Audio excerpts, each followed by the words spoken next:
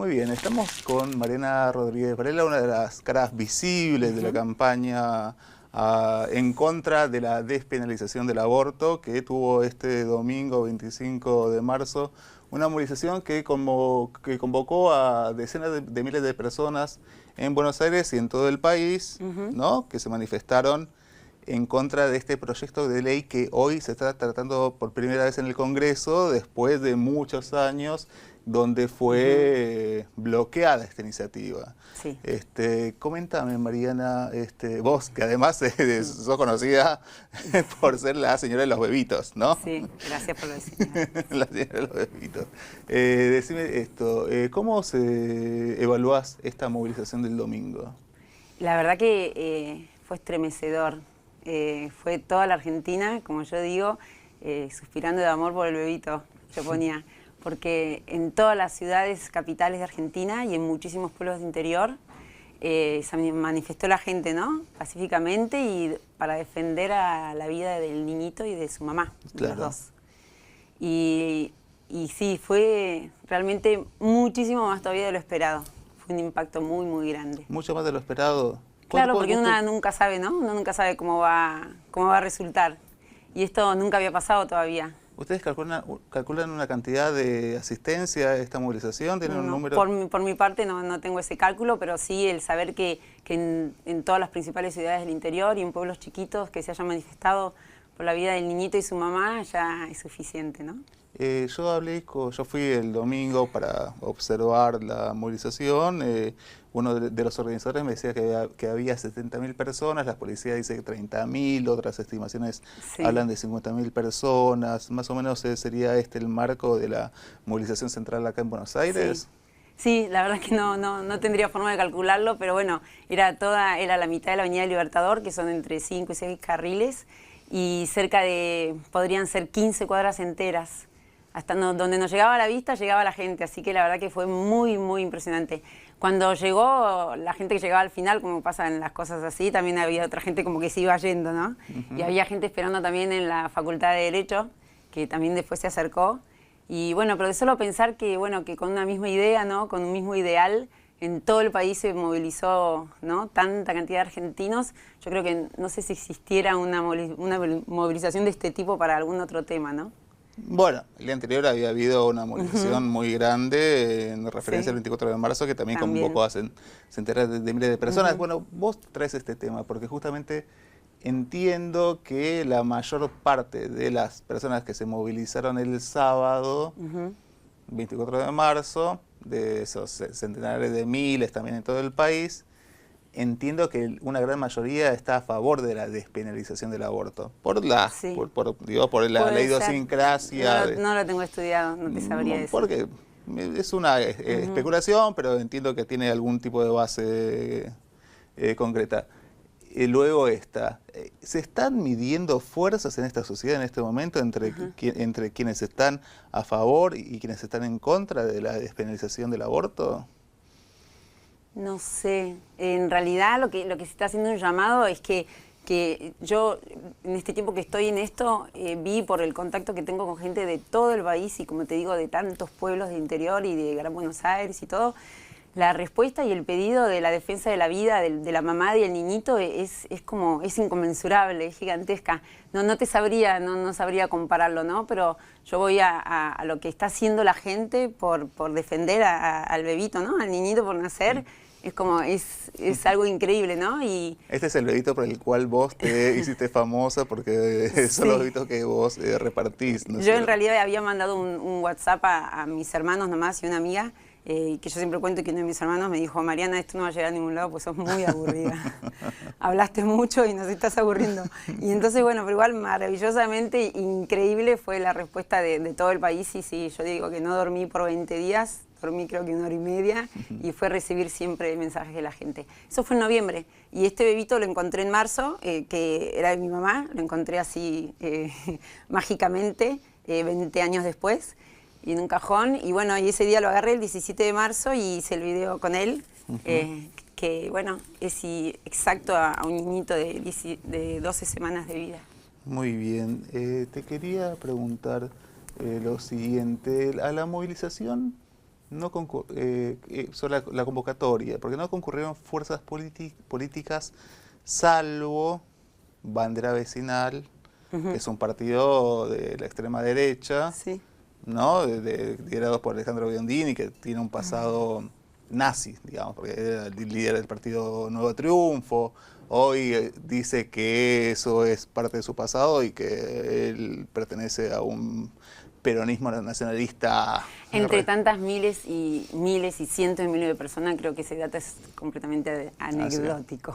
Bueno, no por eso mismo, pero no Sí. hubo fuerzas políticas que convocaran. Y justamente la convocatoria que hacía la gente era que era político, que no, nadie vaya con su signo político, ¿no? Porque en realidad la defensa de la vida es transversal y hay gente que defiende la vida en cualquier partido político. Pero esto hoy se está discutiendo en un partido, en un congreso donde la representación política de las personas se da a través de partidos políticos, Sí, ¿no? claro, pero los partidos no convocaron, ¿no? Por eso es lo que te quería decir. Sí. ¿La iglesia convocó? Verdaderamente no. Los últimos días hay sectores, hay sacerdotes que eligieron ir y acompañaron. Había muchos Claro, sacerdotes y acompañaron, monjas. pero fue algo como de los últimos 2 días. ¿Vos pensás que esto tiene que ver con una decisión de Bergoglio, que es el Papa Francisco? No sabría decirte, no.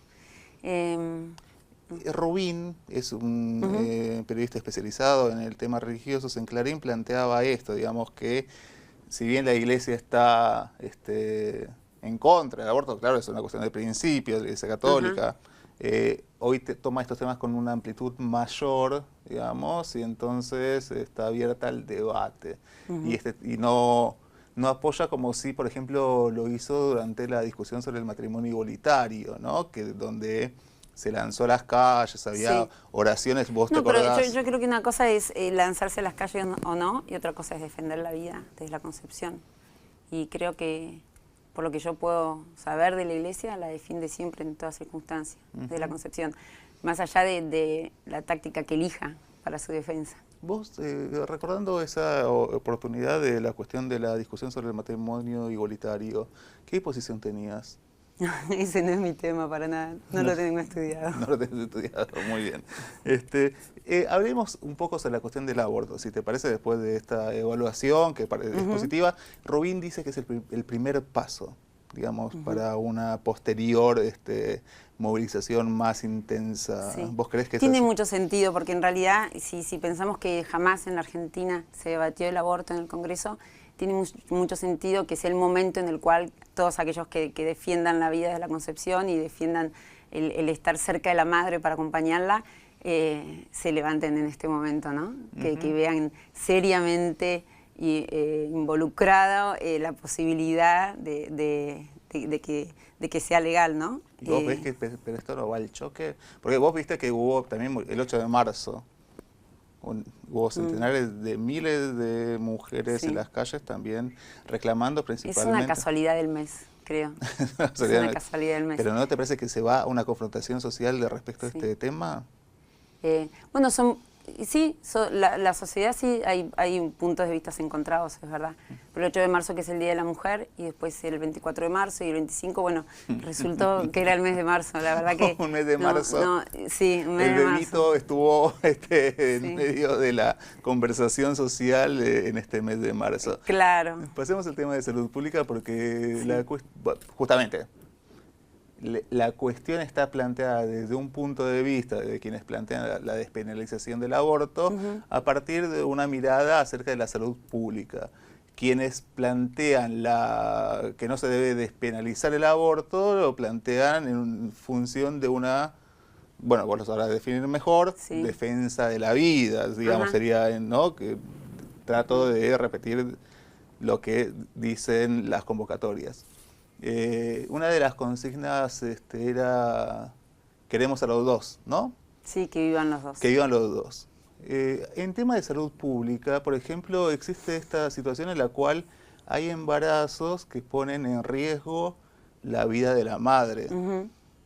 Más allá de la decisión incluso de mujeres que quisieran tener parir a ese hijo. El riesgo de vida de la madre extremo, en el cual definitivamente es un acto médico y el médico tiene que decidir y tratar de salvar a los dos hasta último momento.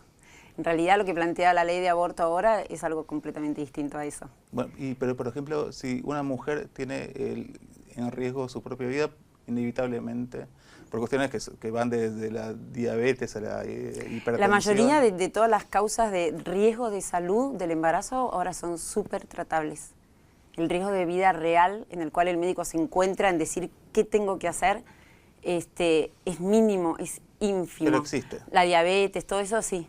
Existe. Y puede llegar a existir. En ese punto, si existiera, ¿cuál sería Es lo mismo, hasta último momento el médico y por su vocación va a intentar salvar a los dos. Y en el acto médico ese, y si no pudiese, se va claro, es como que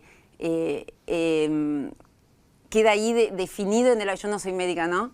Pero es un acto médico extremo. Como te digo, lo que plantea hoy el aborto es otra cosa. Por eso, pero en el caso extremo, si Sí. una persona, una mujer tiene en riesgo su vida, vos estarías entonces de acuerdo que finalmente se llegue a la salida última. Tenés que ver el riesgo de vida puntual y real. Por eso, Yo te cuento, ahora las mamás la llevan a un aborto por circunstancias totalmente eso es otra cuestión. subsanables. Estamos hablando justamente ahora de la cuestión de la salud pública. Sí, por eso. Por eso pasa. Primero veamos este punto. En el caso último de un riesgo, digamos, extremo de vida de una madre. Ese es un acto médico en el cual cada médico todos los días se encuentra con la vida y la muerte y tratar siempre, siempre de que vivan los dos. Y de eso se trata la medicina. De eso no se trata la ley. Como te estoy diciendo, ahora la ley presupone el aborto en caso de riesgo de salud, ¿viste? Y, por ejemplo, una mamá, como vos decías, que tiene diabetes, las mamás que se tienen que inyectar, una mamá que tiene escarlatina, entonces les aconsejan el aborto. Eso no tiene nada que ver con un riesgo de vida así real y último, de la última instancia. Por ejemplo, hay casos en los que las mamás tienen un embarazo ectópico, entonces las internan para ver cómo va evolucionando. Hasta el último momento a ver qué es lo que sucede. Si ese bebito no logra llegar al útero nunca y sigue creciendo, ¿no? Si se estallara la trompa de falopio, ahí se genera, digamos, una infección generalizada. Pero es como te digo, es un extremo absoluto, ¿no? Y sobre eso digamos, las leyes no se tratan de eso. Las leyes, en realidad, porque si no estaríamos analizando todos los actos médicos y sus consecuencias, ¿no? Cuando el médico intenta salvar la vida siempre. La Constitución argentina actualmente reconoce, el artículo 86 del Código Penal plantea que el aborto, digamos, hoy el aborto en la Argentina es legal en ciertos casos, ¿no es cierto? No es legal. Por el Código Penal. Es no punible. Bueno, no punible no quiere decir legal. No punible quiere decir no que no. Punible quiere decir que no tendrá pena. La gran mayoría de las ilegalidades, por ejemplo, del Código Civil, no tienen pena, pero no quiere decir que sean legales. No quiere decir que el Estado tenga que desarrollar políticas para que se ejecuten. Pero si la ley dice, digamos, hoy por hoy, incluso lo que se dice es justamente que si una mujer es violada o tiene un alto riesgo su propia vida, o es una persona con no sé cómo decirlo bien, deficiencias mentales, ¿no? El aborto en caso de violación es también inconstitucional. ¿Sabes por qué? Ahí dice no punible y decía el Código Penal en realidad no punible en caso de que sea violación de mujer idiota o demente. En 1919 la eugenesia buscaba la mejoración de la raza, ¿no? Pero después, más adelante, la Constitución se adhiere al Pacto de San José de Costa Rica y al Pacto sobre los Derechos del Niño, en el cual reconocen a la persona de la concepción. En general. Por lo tanto, quedaría derogado el artículo 86. Bueno, no está derogado, pero además el Pacto de San José de Costa Rica plantea en general, es decir, que da lugar a excepciones. Justamente en el 94, cuando se discutió esta ley, se planteaba, digamos, la palabra en general, el sintagma en general, fue muy discutido porque había quienes planteaban, sobre todo, no sé si el público recordará, pero el juez de la Corte Suprema Barra planteaba que no había que hablar en general, sino que fuese de manera absoluta, ¿no? Ese en general da lugar a la posibilidad de que... A la posibilidad de pensar, en realidad no, en realidad dice que que por la del 94 queda sentado que desde la concepción hasta los 18 años que se lo considera niño. En general. Por eso, en general. Entonces estamos abriendo la puerta a decir que hay personas y hay medias personas. Vos imaginate una mujer violada, entra con otra mujer a un consultorio médico, entran las dos. El médico, el ecógrafo hace la ecografía. Va a haber un ser humano en los dos casos. Le sería imposible saber cuál es fruto de una violación y cuál no. ¿Por qué? Son los dos seres humanos. Bueno, eso es discutible porque hay distintas concepciones desde lo científico incluso, pero eso quería conversarlo un ratito después. Vos trajiste un tema que es muy polémico sobre la cuestión de la violación.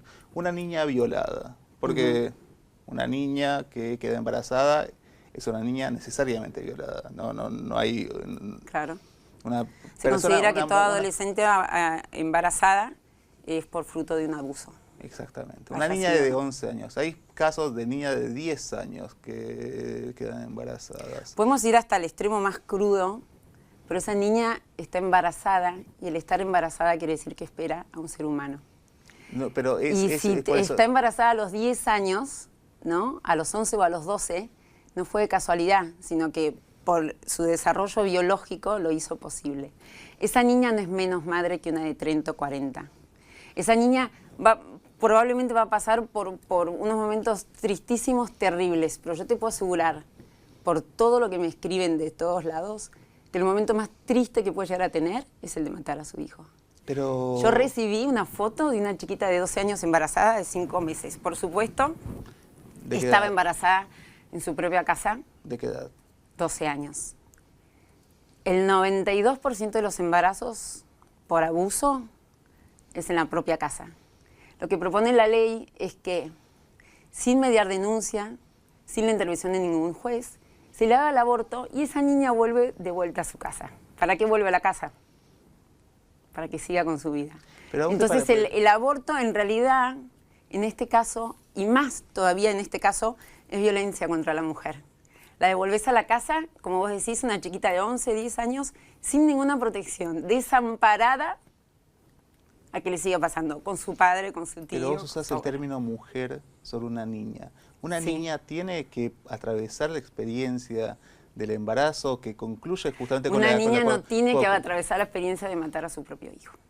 Pero vos decís que una niña violada sí debe atravesar la experiencia del embarazo, 9 meses, lo cual concluye con su infancia. Con acompañamiento, con consejo y con mucho amor, esta chiquita de 12 años embarazada, de la cual yo recibí una foto impactante, la cara de tristeza yo no la vi jamás, pero me dicen que el mismo día que llegó a un albergue para chiquitas embarazadas, ella sonrió por primera vez, probablemente en muchísimos años. A los 3 meses recibí una nueva foto. No la voy a mostrar. Pero la cara de felicidad y de plenitud, solamente si conoces el caso real te vas a dar cuenta. Si esa chiquita hubiera abortado a su hijo, no importa la edad que tenga, se trata de matar a su hijo, su cara 3 meses después hubiera sido la misma que antes. Entonces, verdaderamente el nacimiento del hijo te puede sanar. El nacimiento de tu hijo no es ver la cara del violador. El nacimiento de tu hijo quiere decir el triunfo de haber atravesado lo peor de tu vida, ¿sí? Y haber decidido que ese chiquito siga. O con vos o con otra familia. O justamente concluir un ciclo de la vida, que es la infancia. Y concluir un ciclo de la vida le puede pasar a muchas personas y es muy, muy triste, pero yo te puedo asegurar que matar a su hijo es muchísimo peor. Matar a su hijo es justamente, bueno... matar a un ser humano si ella no quiere pensar que sea su hijo. Vos sabías que, y te voy a decir algo muy obvio, pero que no se tiene en cuenta.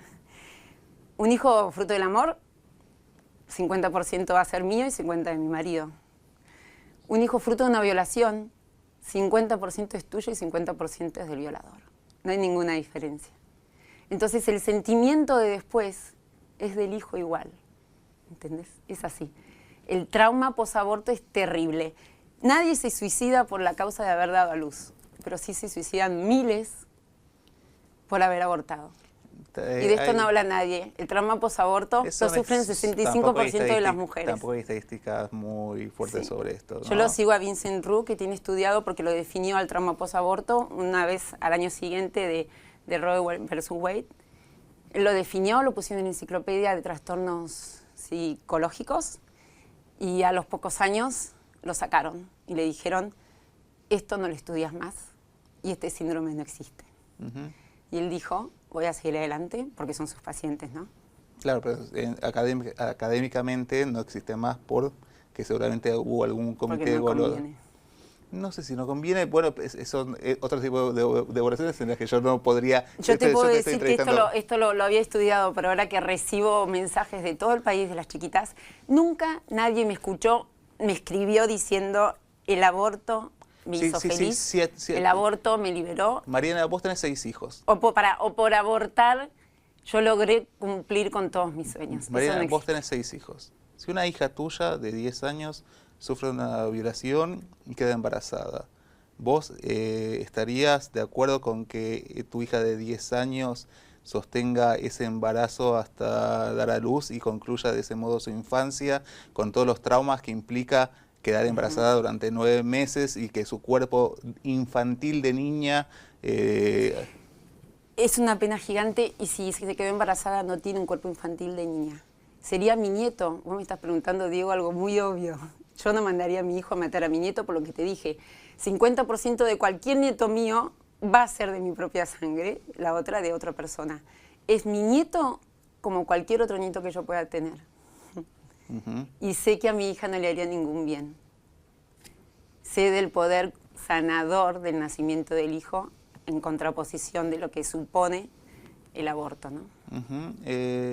Las chicas me escriben de todo el país y ¿sabes lo que me dicen? ¿Qué? Extraño a mi bebé. Cuando tuvieron un aborto, decís. Pero bueno, no está más, digamos, o sea, no fue abortado. Hay una discusión científica sobre la cuestión de...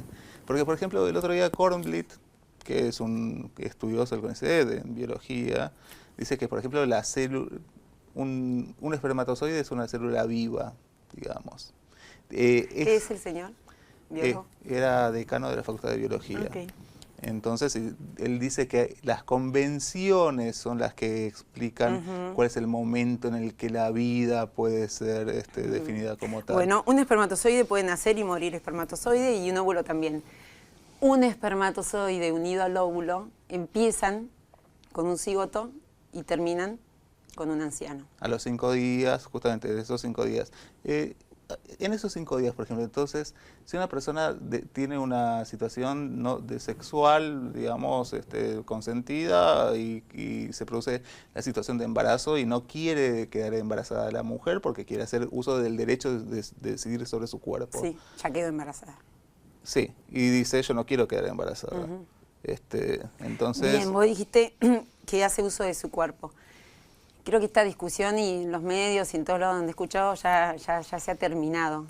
Es evidente que no es su cuerpo. Es evidente que el cuerpo de él no es el mío. Y es evidente que yo tengo 6 hijos y no me falta ninguna parte de mi cuerpo. Está bien claro que es el cuerpo del niño y no es el cuerpo de la mamá. Muy bien, pero se puede pensar esta cuestión también de que está dada en cuestión... Pasamos de la salud pública, pasamos a la salud, a la cuestión científica y ahora a la cuestión de los derechos. Las mujeres dicen, para cerrar esta entrevista, quería preguntarte, porque las mujeres dicen, es mi derecho el uso de mi cuerpo. Yo debo decidir si quiero tener un hijo o no. Está bien que decida tener un hijo, pero cuando está embarazada el hijo ya lo tiene. Y está bien que decida sobre su cuerpo, pero el cuerpo del niñito por nacer no es su cuerpo.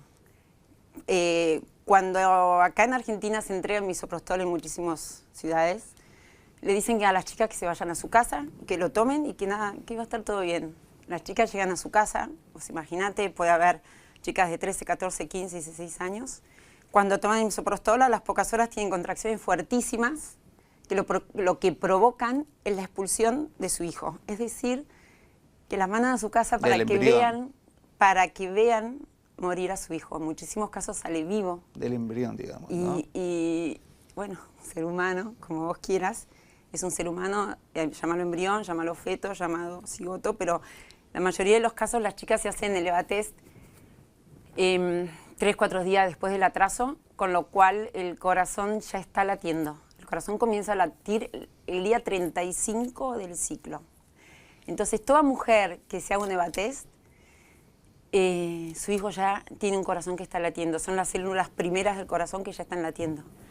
Entonces, pasados 10 días de vicisitudes, de no decidirse, cuando ella aborte va a ver realmente ante sus ojos la figura de un ser humano muerto.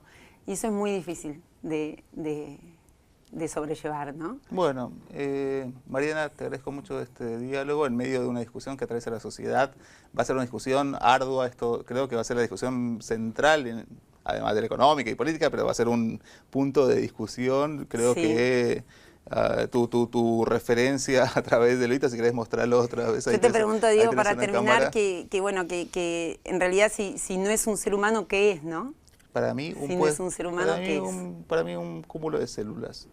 Pero es una posición personal, digamos. ¿Y cuándo es un ser humano? Quizás cuando empieza a tener su sistema nervioso... Su conciencia. Exactamente. Mi hija el otro día se desmayó en el baño. Dejó de ser humana por 5 minutos y después volvió. Mi tía abuela, que estuvo 14 años inconsciente, 14 años no fue humano. Igual también... Claro, son discusiones diferentes. No, es el tema de la conciencia o la no conciencia. No, es la cuestión de la constitución del sistema nervioso, porque si tu hija tuvo un accidente en el baño, fue una interrupción de un sistema nervioso ya completo. Sí. Y no hay nada que ocurra en una semana, que puede ser la 10ª, la 12 semana, que lo transformen que lo transforme en ser humano. El único instante en el que empezó a ser humano fue la concepción. No hay nada que ocurra después maravilloso como para que se transformó en humano. Eso es lo que... Mucho menos lo de muchos científicos los dicen nervios. Que es una concepción social, digo, es una convención social. La Academia Nacional de Medicina lo reconoce así y no hay sí se puede decidir cuándo matar a un ser humano, en qué momento de gestación, pero la discusión de que si es un ser humano o no es muy evidente. Mariana, te agradezco muchísimo. Gracias.